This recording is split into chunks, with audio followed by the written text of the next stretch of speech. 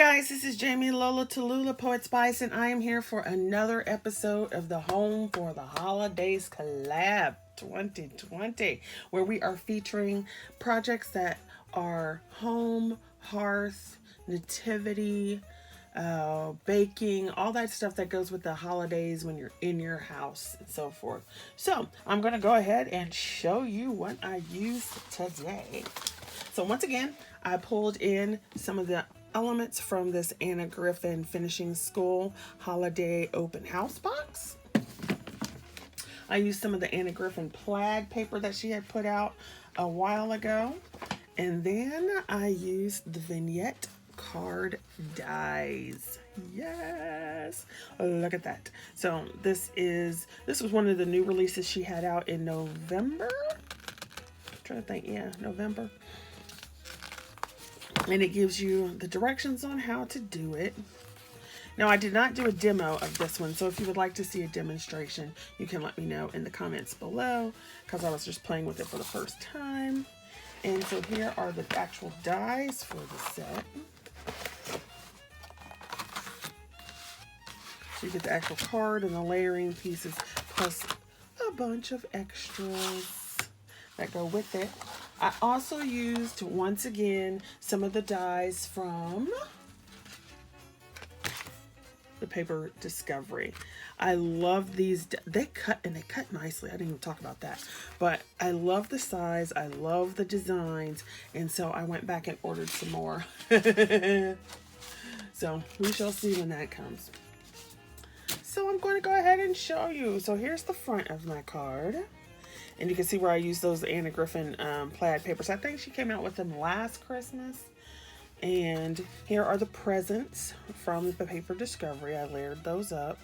Here's a sentiment from the Anna Griffin Open House box. And then I put that on another background. And then because of the way this card is put together, I put a piece on the back. I don't always do that. I rarely put a piece of paper on the back, but it is another way to finish off your cards. But it just kind of hides the join. And then so when you open the card, bam! Look at that. And it stands up. And then if you want to, like once you actually give it, you can fold it this way, and then it'll fold flatter down here. So cute. Look at that.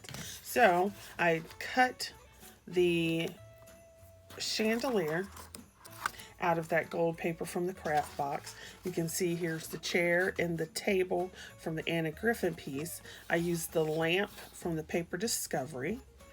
The wallpaper is the plaid, and you can see how it has a background layer, then another background, and then your pieces like that. You could also make this a door.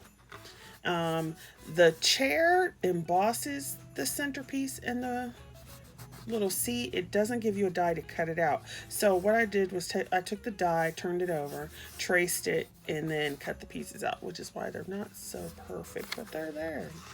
Here's the table, and I flipped it over and I just did some inking with a Spectrum Noir marker to give some depth to it. Then I took that Christmas tree from the Paper Discovery, cut it in the same Anna Griffin gold, and added red bowls.